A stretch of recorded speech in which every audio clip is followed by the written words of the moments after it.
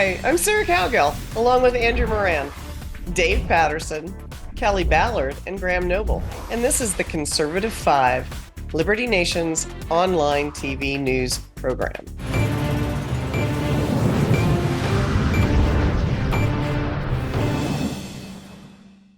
Anti-Jewish campus protests across the land have reached a fevered pitch. Hundreds have been arrested from among the mobs, siding with an openly terrorist organization that brags about its murderous history.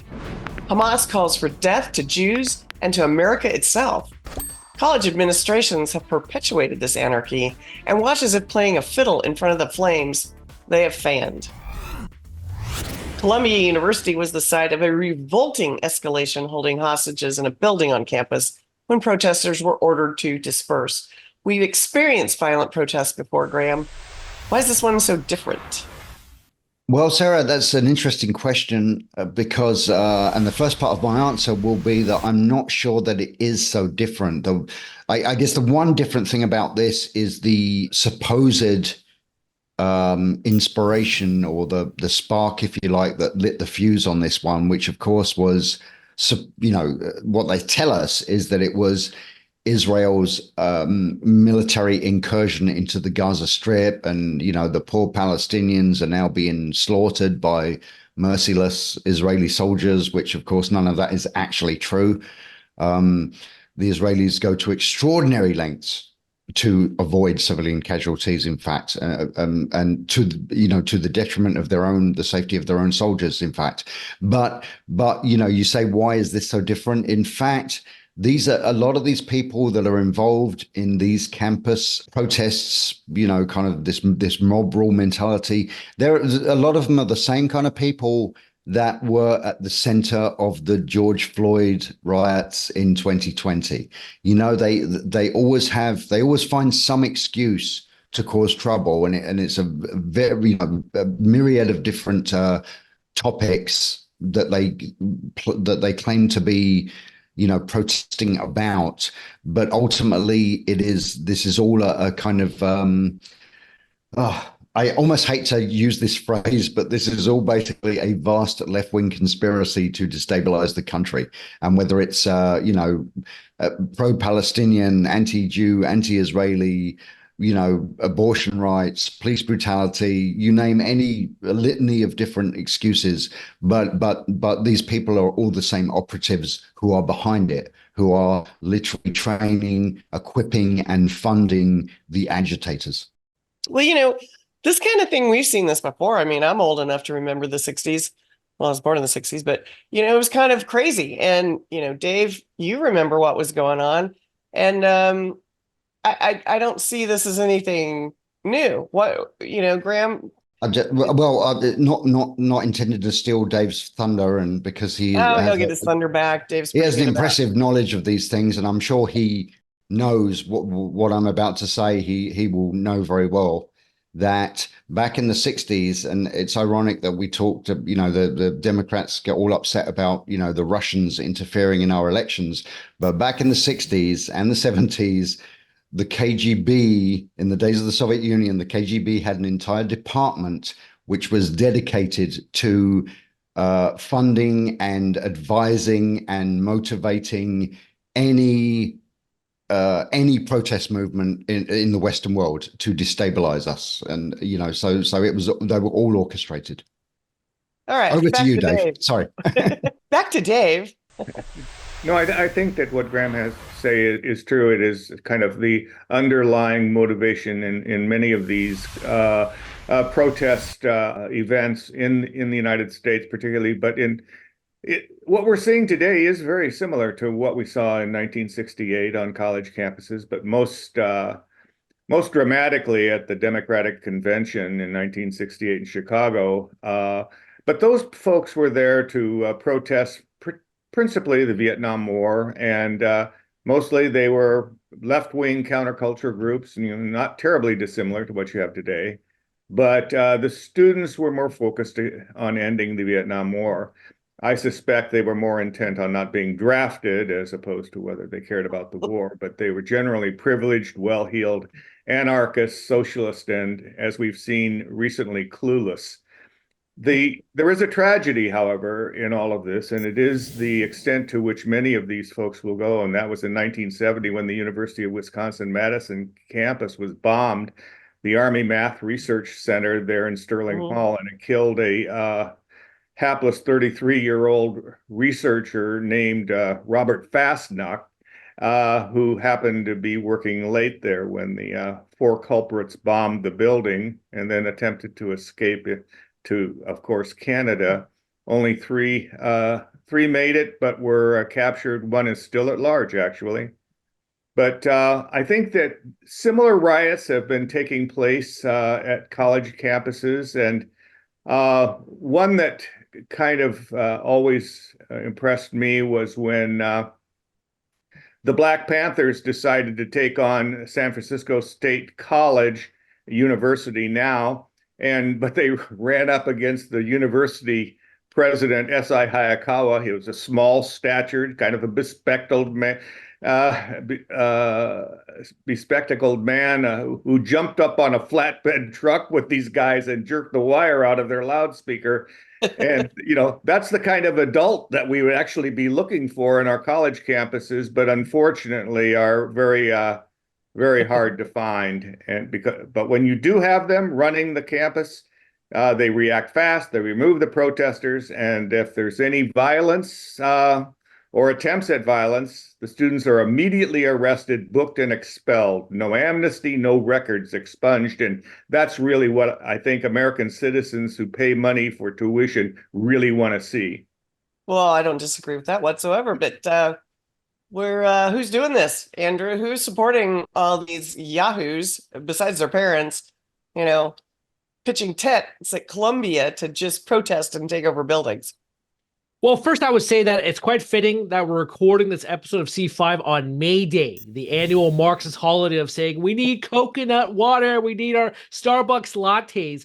But the only ones I see supporting this are the hardcore progressives like AOC and the professors. And of course, they're being enabled by a lot of Democrats who are pretty much being silent. And of course, you can all say they're being channeled by the spirits of the Maoists during the Cultural Revolution.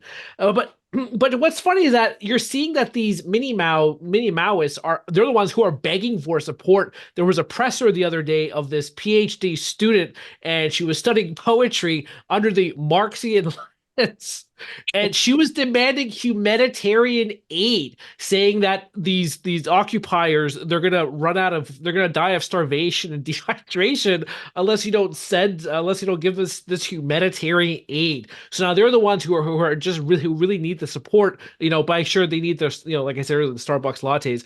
But you see the problem with these kids these days, that they're cosplaying as the oppressed because they've glamorized being oppressed, and they're using the Middle East crisis as an excuse to act out their Marxist fantasies.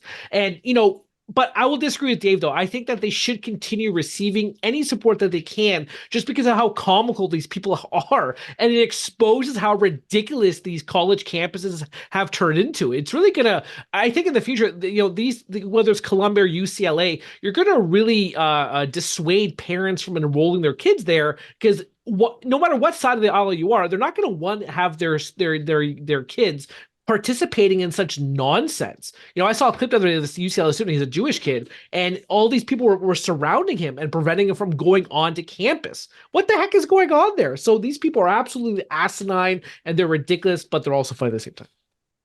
But they're also what? What did you just say? I say they're funny because of how ridiculous they are. Like this I forgot her name was, but she had that presser. So I hope our in post our editor is gonna share the clip with our wonderful audience. So it seems like you're sort of saying, we want to be revolutionaries, we want to take over this building. Now would you please bring us food and water? Nobody's asking them to bring anything. We're asking them to not violently stop us from bringing in basic humanitarian aid. They're stopping the delivery of food. We are looking for a commitment from them that they will not stop it violently. They haven't stopped it yet.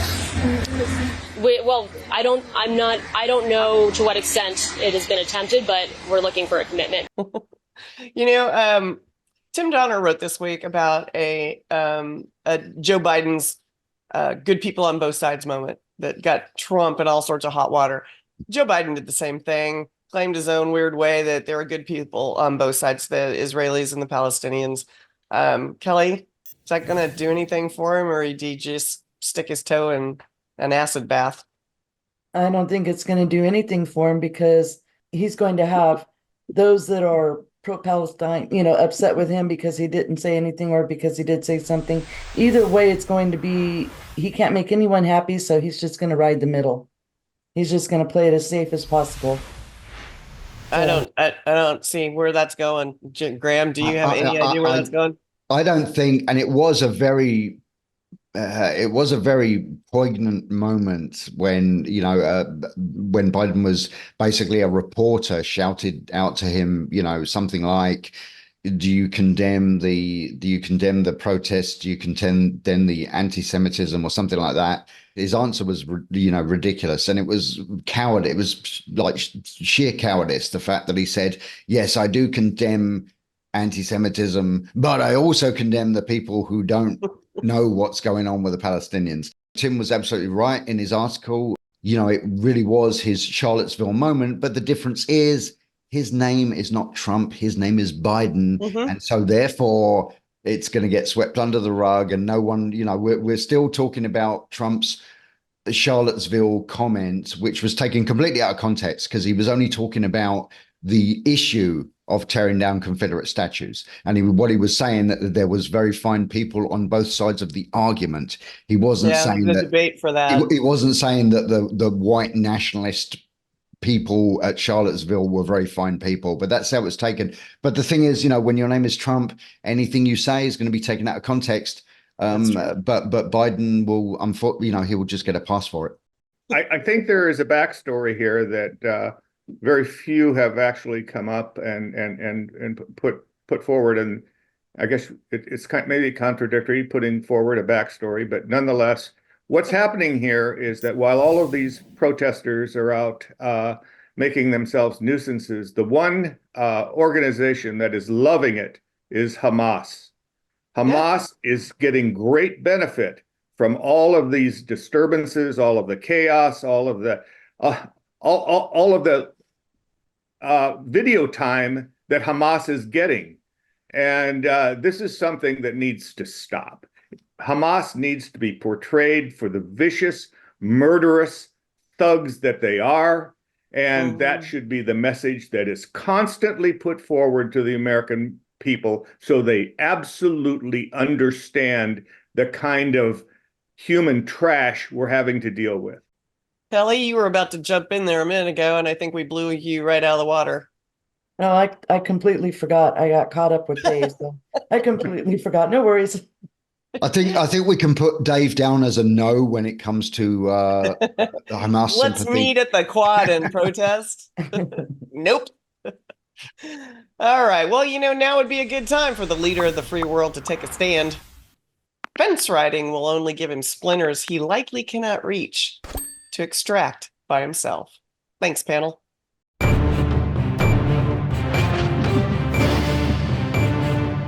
That's it for our Conservative 5 panel today. Check out our other C5 shows and segments on your favorite video platform.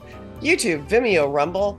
We're on them all. As well, Liberty Nation has its own Roku channel where you can see all of our TV productions. I'm your host, Sarah Cowgill. Thanks for joining us today for Free Thinking, Free Speech, LibertyNation.com.